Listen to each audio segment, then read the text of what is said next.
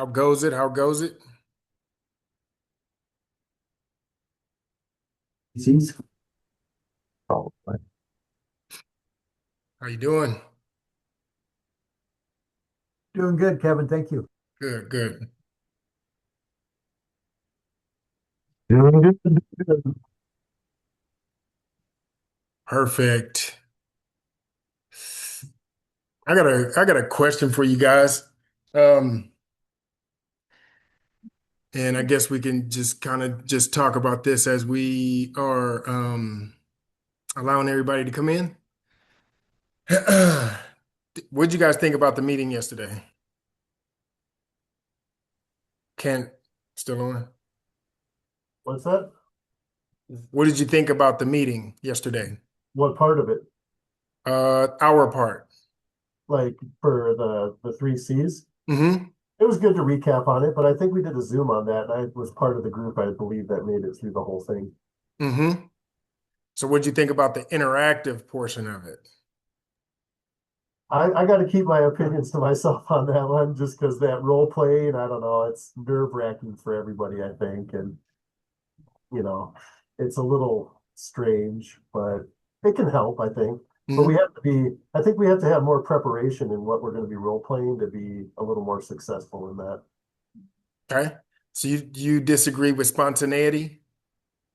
Well, I think it, I don't know, it puts you on the spot a little bit and it Mhm. doesn't portray the honest picture, the real picture of really truly what happens in some of our stores. Okay. So do you think that portraying the honest and real scenarios within your store, you don't think that these role plays give you an opportunity to at least take this and then apply it whenever you have those opportunities? Well, I think the role playing helps with that, but the way that we're treated by customers and the way we're treated by our peers in a meeting and a role playing are two way different things. Um, okay. Okay. Yeah, we got homeless people that are calling you every name in the book, man. Mm-hmm. I do get that. I do get that. Anything else?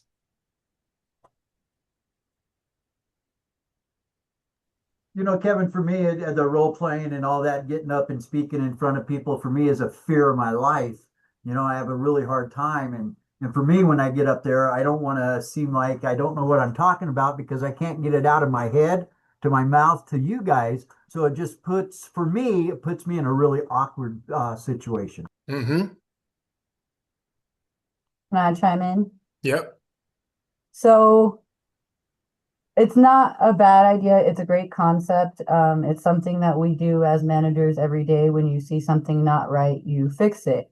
So if it was different setup, maybe I think it would be a little bit more beneficial.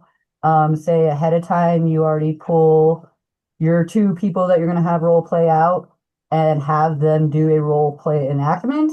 And then at the spontaneity part would be now you have your manager who has to step in and fix this situation, which we do every day as managers. So it's not so much all everybody trying to act and put on a fake show and like, did I explain it right? Coming from you, yes. Mhm. It's your depiction and your perception of it for sure. Kevin, this is Susan. Yep. I, and I'm sure the other DMs could speak to this as well. I've been on that same training with at the 1:30 first Thursday of the month group, Hmm. and we have taken the opportunity in the South to pull in a lot of our relief supervisors Hmm. um, to be part of that training for a variety of reasons, all the reasons everybody on this Zoom already gets and knows. But what I've noticed on the people I sit in with in particular, although I can see it in my district and talk to other soups as I see them during the week, I see them coming to life. The last three C's Zoom, which for our 3 districts was last month, and I think is next Thursday, I think. No, not next Thursday, the Thursday after, the first Hmm. Thursday in June. Yep. Sorry, can't keep it straight. Can't keep it straight. We're excited because the team got so involved on the last one that we ran out of time. Right. And I was with Uinta that day, and Jen was kind enough and generous enough to allow, I think, 3 supervisors, and she's got a very big store and she planned it ahead of time. But sometimes it's just 1 or 2. But anyway, those 3 supervisors thrived. They thrived not only on being a part of the role play, because they Hmm. don't get to do that very often. Plus, something that's priceless, in my opinion, was they got to see other people in the company who do the same thing they do, talk about their issues. Hmm. For a supervisor in Uinta to see a supervisor in Fort Collins will probably never happen in our environment. And for them, they loved it. There was somebody who was given tips out of the north, and I can't remember who it was. I think it was Brighton, and I don't know the supervisor, of Hmm. course, but they gave a couple of tips, and oh my God, the Uinta team loved it. And then they started chatting because, of course, we were muted, so they were chatting as the training was going on. But anyway, a suggestion or a thought might be, if this isn't effective at store manager level, maybe it becomes the next level instead, Hmm. possibly. And that depends on the store and depends on the person. To your point, everybody's an individual. Um, and on the alternate, the other training on the Thursdays, perhaps maybe reliefs. This company is, this is brand new to us, formal training. We don't even know what that is at ARC. So we're still getting used to the idea of it. But it's just something to shout out and tell you. Because Hmm. man, those relief supervisors were, I know you remember that, Kevin. I Yeah, know you remember that. That was a really good training. And you're going to have to give the other half on the next round because those guys were so engaged. Yeah. absolutely. Yep, absolutely. I Yeah. agree. I agree. Anything else? Kevin, I'd like to add, love your energy. That's what I'm used to from past experience, right? Hmm. And I don't think you can ever have too much of that, Hmm. right? Everyone in that room really took something away yesterday from Hmm. the meeting. Even if it was uncomfortable, I was extremely proud of 2 of my managers because they didn't want to do it, but they got up there anyway and they did it. Right. But kudos to them. Good, I really appreciate that. And we're afraid. We're all so afraid to make a mistake. And I think the important thing there is that we laugh at ourselves and we press on, right? Hmm. So thank you for that. Absolutely. Anything else?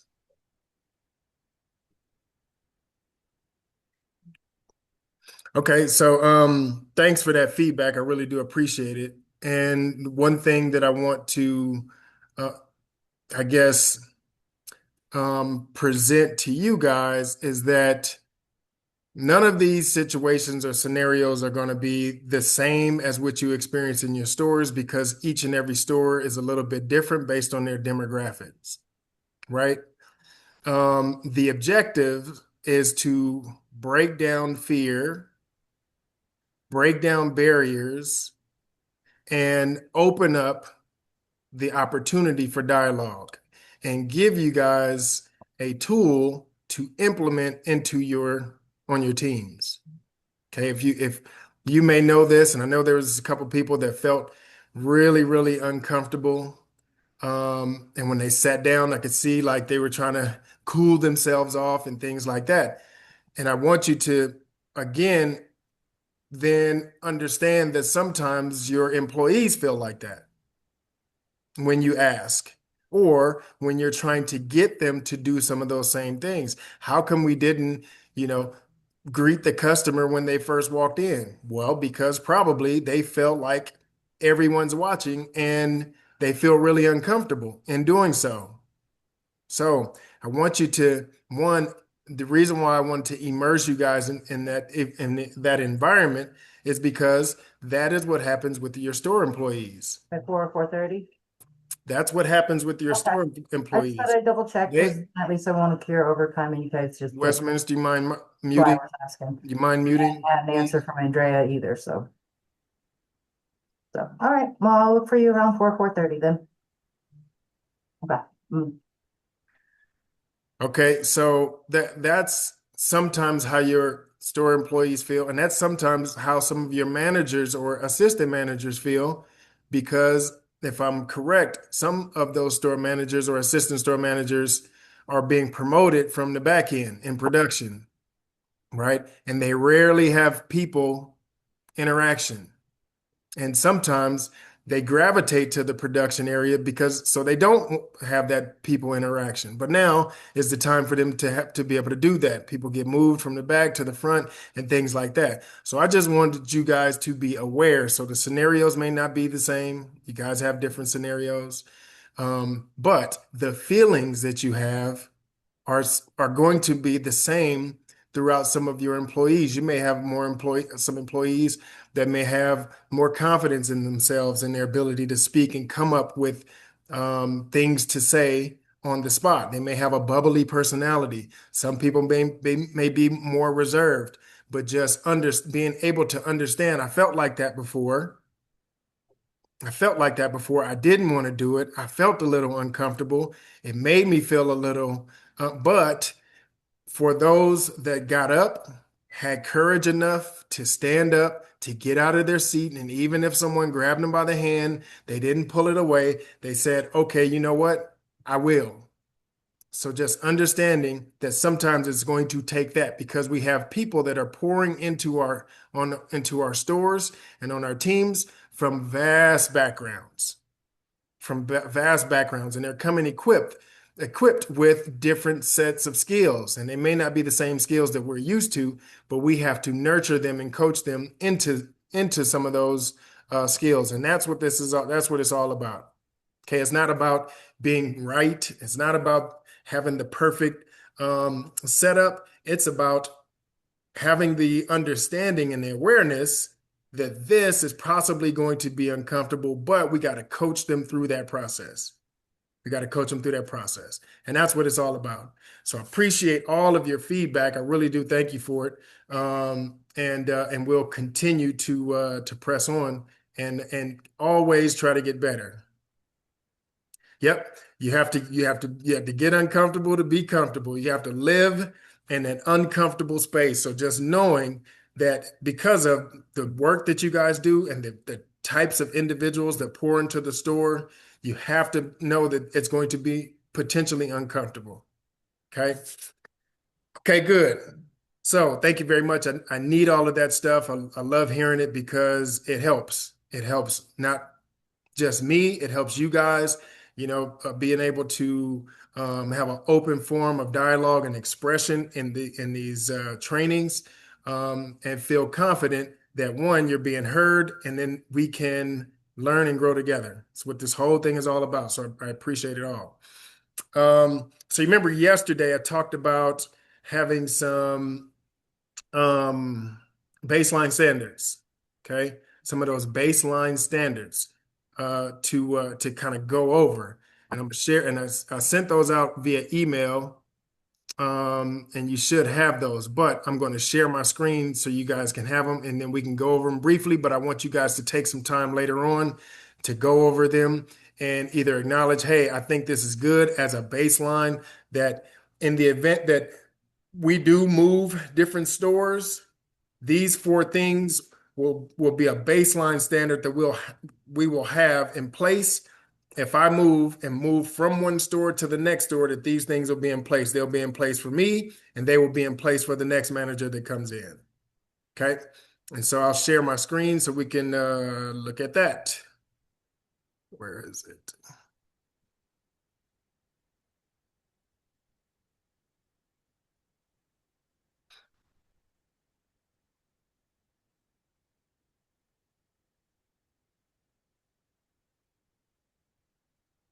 Okay. Can you all see those? This right here? Okay, good. So this is a baseline. This is a baseline. And if there's something that you feel like you know want to add or take away, just let me know. You can send it via email and we can, just kind of evolve this thing from there. All right. So as a baseline, we just having the understanding that everyone will treat everyone with respect at all times. And we want to lead that by example. So we want to demonstrate those same things. And then also fostering a respect workplace, addressing disrespectful behavior immediately and creating a safe environment for feedback. It's the same thing that we're doing. The hope that I am modeling some of those same things for you, that you can openly say the things that you feel are uncomfortable or feel like that can be changed. And I'll listen and kind of evolve this thing or give you some feedback on it. We want to celebrate diversity and inclusion because of the type of environment we work in. Everybody's pouring in from everywhere. Okay, even the demographics of individuals that that are our customers, and use respectful language consistently. We want to try to mediate or try to extinguish any like verbal assaults. We don't want to have that stuff in our stores because it just doesn't make people feel welcome, whether they're a customer or they're an internal customer, which is our teams. Okay, so hold regular accountability meetings to talk about how things are going, to talk about how things are going with your teams. Talk about performance, help talk about the goals. And if you guys are already doing this is fantastic. Just talk about the goals, talk about aligning with the store goals, talk about clarity and performance and what's going to drive that. Talk about conduct weekly. And talk about recognizing the goals and achievement and celebrating individuals. And then you can hold one-on-ones as well, to address those individuals that need to be nurtured or nudged in the right direction of improvement. Make sure you set some clear goals, measurable goals, and then follow follow up with a document for performance for individuals that you may be having situations with that need to be addressed. Because it's hard to hold someone accountable just off the conversations and you don't have any documentation. And I know some of you, when you move from one store to another, you may have an individual that's there that is, been there for a long time, may feel like they know more than you, may feel like they can run the store and may cause an issue. So you got to start documenting that stuff. You have to start documenting that stuff. Once you start the documentation, then you're essentially putting that individual on notice. Okay, I see you. I know, I hear you. See what you're talking about. So we only have a limited amount of times that we can address have these same situations. Okay, and then we can start moving forward with either performance in the right direction or negatively, so we can either remove the individual. Good with that so far? Thumbs up if you are. Good. Okay. And then following policy and procedure, and consistently follow the policies that builds trust and ensures safely and fairness. And then model 100% policy compliance. I know it's tough. It is always tough because of the environment that we're in. We want to just stay as closely to the policy as possible. We don't want to start, having favoritism and things like that. Then it's hard to manage when you do that. When you give one person, a little more freedom than the other, then it's hard to manage. It's hard to manage. And then you got, again, continue to regularly train your staff. That's the reason why holding those meetings are really important. Okay. If you could hold those regular meetings, find a time. If you're doing morning meetings, if you're doing midday meetings, if you catch your teams while they're on break, whatever the case may be, you can determine that because based on the culture of your store. But you should have those regular meetings so that you can train the staff thoroughly and have a couple key points, even if it's just discussing one C out of the 3. Okay, and it could be just that simple. One C out of the three. Today we're going to talk about communication just real quickly, and I want to get you guys out of here. I try to be as efficient as possible with my time and with your time. And you can do the same with theirs. They'll appreciate it. Do you guys appreciate that I'm efficient with your time? Yep. Okay, cool. I'm good with that. Because I respect you guys and all the work that you do, and I want you to be able to accomplish that. And then audit those procedures, weekly. Just, hey, let's sit down, let's talk. Give me an opportunity, but you know your culture and in your stores more than I do. So you have to navigate this and be able to implement it. Okay. You have to navigate it and find time to be able to do it. And then report the policies and policy updates and anything that comes out that's, your teams need to know, and just effectively communicate those things. And then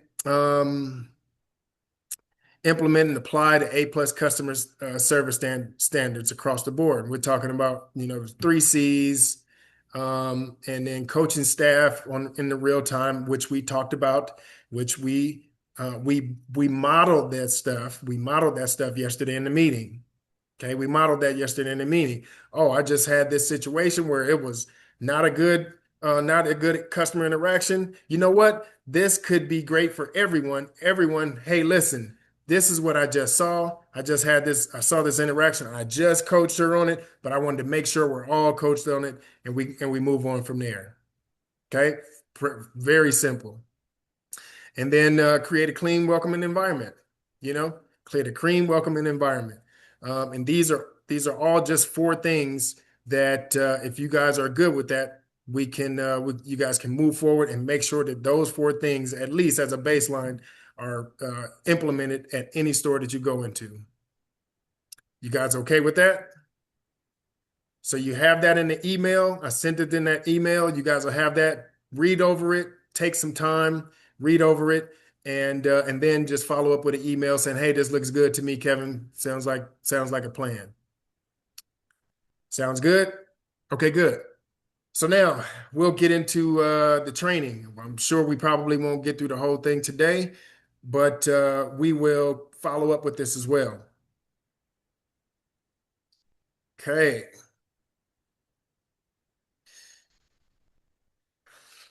All right. How many of you know what adaptive leadership is? Oh, unmic then. Let's go.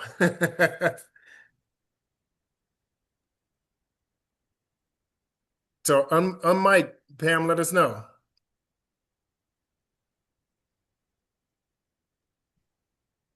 Adapting to the situation for each person. So, say it one more time. Adapting yourself to each situation for each person. Everybody learns differently. You have to change and adapt. It's a good point. What you got, Pam? You're muted now. There you go. Okay. In the moment, you're learning and adapting as the situation progresses. Does that make sense? Yep, Okay. absolutely. Anybody else want to take a stab at it? So it's not doing one thing the same way every single time because the same resolution won't fix the different situations, whether it's a physical situation or a person situation. Basically, not shutting yourself in that box. All right. Perfect. Anybody else? Good. Okay, cool. All right, so we'll talk about it. So, welcome to this training overview. Leading through change, adaptive leadership for store managers, about 30 minutes or so, and we'll understand adaptive leadership, recognize technical versus adaptive challenges, and apply the 4 adaptive behaviors that we'll learn. Okay, I took a course on this adaptive leadership. And I thought it was extremely beneficial because it gives a perspective and you can categorize um, the difference between adaptive and technical. And so I always try to use that when I encounter a situation. So, what is adaptive leadership? A leadership style for navigating uncertainty and change, which you guys see all the time. All right.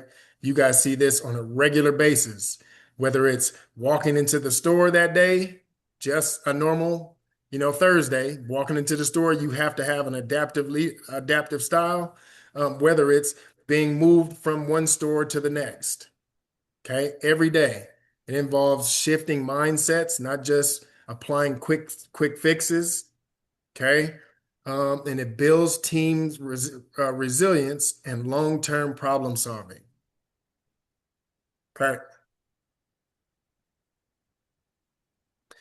All right. So technical versus adaptive challenges. So technical challenges, you have clear answers fixed by experience or tools. Okay. So if the cash register comes up short, there's a clear answer of why the cash register came up short. Either the cash register is stealing or the cash register doesn't know how to operate the cash register machine and there was an improper computation. Somehow there was a fault somewhere. You can find it and you can fix it. You can train the individual. Adaptive is emotional, it can be unclear, and requires behavior change. Okay. And a lot of this is what you guys experience in your stores because of the varying degrees of individuals that you come in contact with. You may have a high functioning individual that is able to do certain things, but only that one thing. But when it comes to other things, they may struggle, and we have to know those. We have to know those things, which will put us in precarious situations. Okay, so discussion. What's a challenge you have faced that have required an adaptive approach?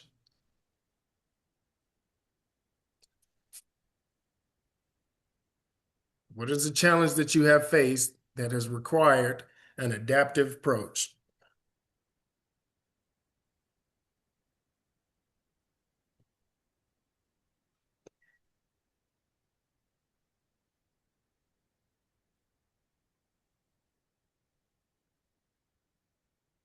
Feel free to unmic.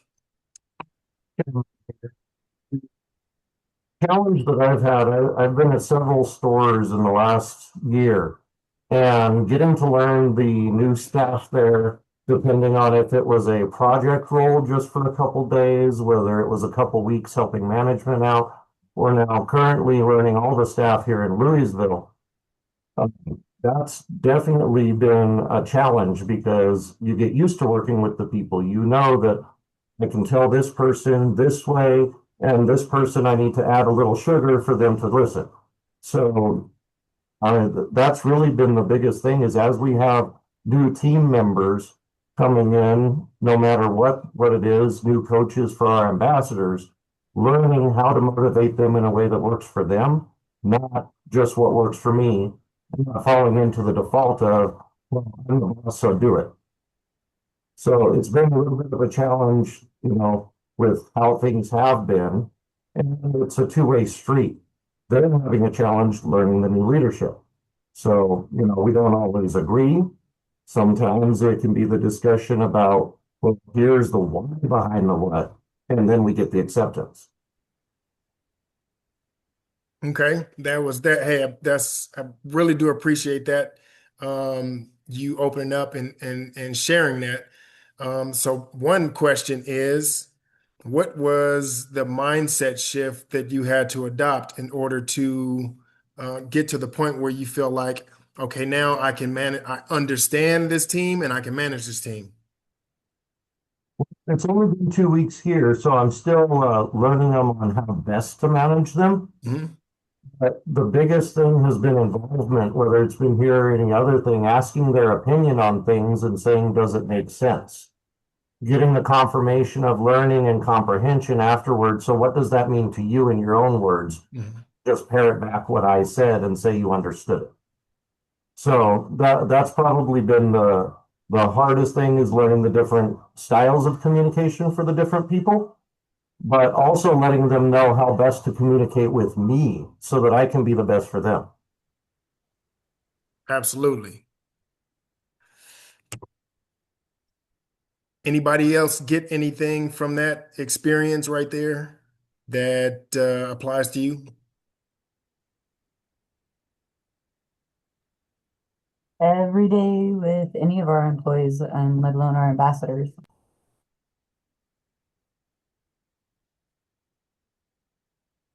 I have one similar. I recently just hired a new full-time brick-brac department assistant, so she's out running the carts, and the others have been there for quite some time. And so, yes, we're getting into this, training her on how we were doing, as well as coming up with her feedback on what is she seeing, because she had worked at an ARC many years ago, but getting her feedback and getting them all on the same page, because yes, we're going to have to change some of the stuff we're doing, with all of them working together now. Their routine is no longer their routine, and now we need to come up with this new routine with this new employee, and the communication is key. Getting everybody together same time, kind of same thing. Here's what we decide, and now kind of going through with each one of them and saying, do you understand what we just talked about? What's the next step in this that we just discussed? Who's going to do what? How, let's get this mindset, and then we'll follow up in 2 days and see how this is working. If it's not working, we'll switch something up. But we need them all to work together as a team, not, hey, they've been here forever and I'm going to just jump in and try to do what they're doing. It's, let's all be together and come up. If we have to change things, then that's what needs to be done. So getting them all on the same page. And again, just going back and saying, hey, did you understand what what they're doing, what's the whole outcome of what's going on? That's fantastic. And then how has that been received? It's kind of back and forth. I mean, at first it was kind of, one of them would come to me on the side and go, so and so's doing this, and it's okay. Well, let's get together. Hmm. Instead of me saying he wants to do this and you're going to do this, we're all going to come together. Checklist, initial when you're done. If let's make this every single week. You're on this, that, and the other. But this week is really when because I wasn't here last week, so it kind of, one person was doing one thing, the other person was doing another, and I came back and I said, okay, let's all get on the same Hmm. page. So next week will be really when I'll see how this week went, if that makes sense. Absolutely. That's fantastic. You remember in the document we talked about having regular meetings. That's an example of it right there. Because if you take one person's story, right, and then try to take another person's story about the same situation and you try to manage those individuals, the best thing to me is to bring them all together so that way no one's lying, right? Nobody's trying to pull the wool over my eyes, and nobody's trying to persuade the situation to go in one direction or the next. We are all going to get on the same page, and we are going to clear this up right now, and we are going to move forward. So you set the standard of, hey, I hear all of you, I understand it, and now these are going to be the guidelines of how we operate from this point on.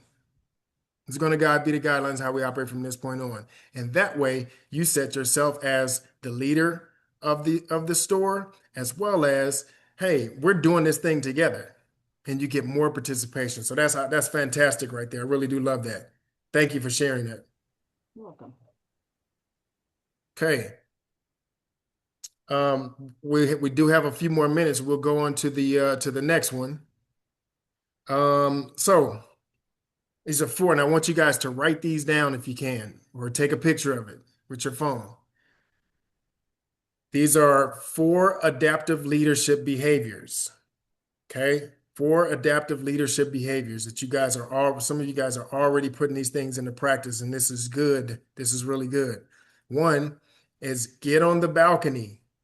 Get on the balcony. See the big picture. See how all this stuff affects how one person could affect or sway your culture in your store. And identify the challenge.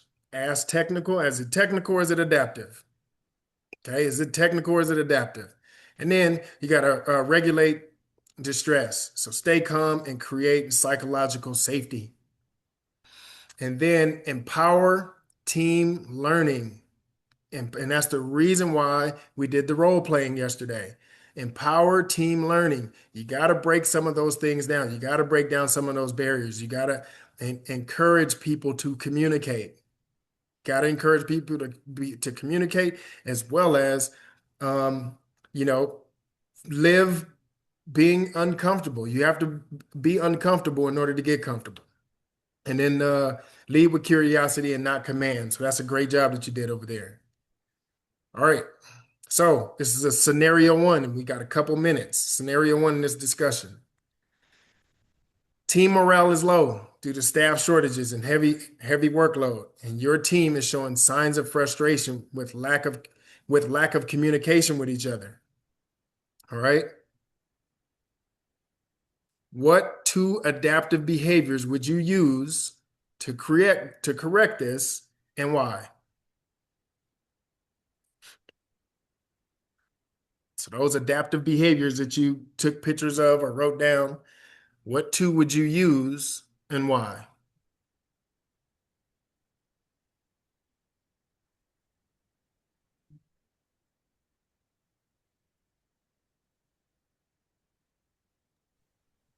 I'd say regulate distress and empower team learning.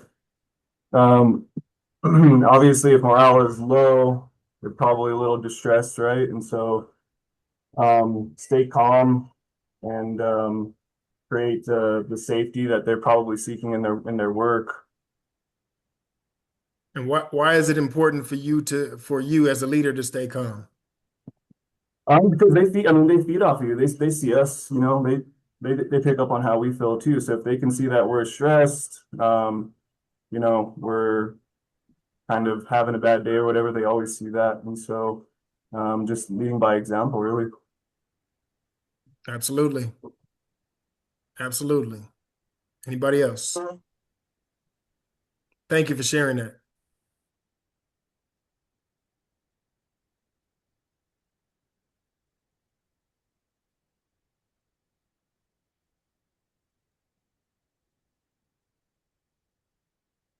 Okay.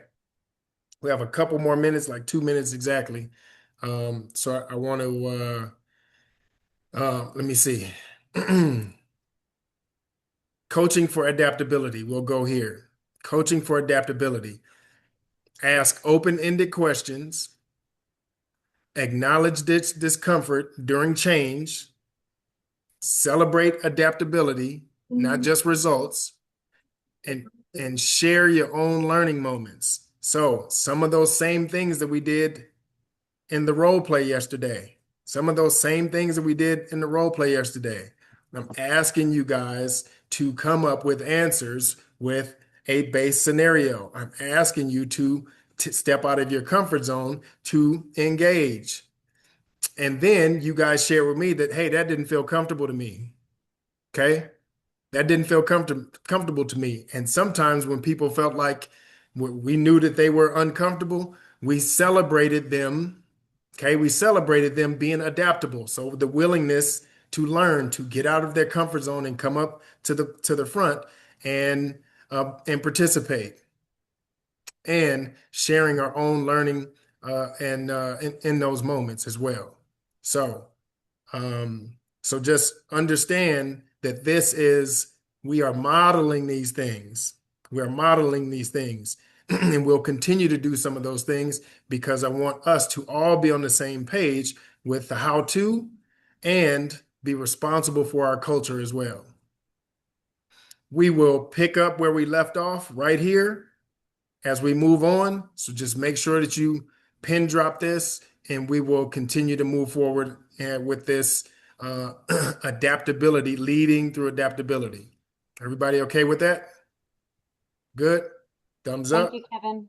Thank you very much.